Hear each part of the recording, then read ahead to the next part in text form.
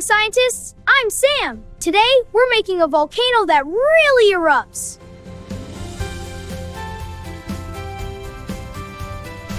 Here's what we need: baking soda, vinegar, dish soap, red food coloring, a bottle.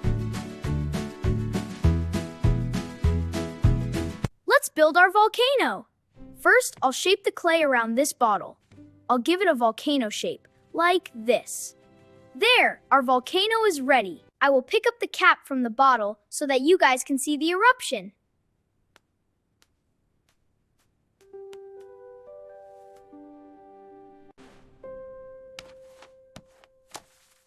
Add 2 tablespoons of baking soda and 2 tablespoons of vinegar and red color. Now we will wait and see what happens next.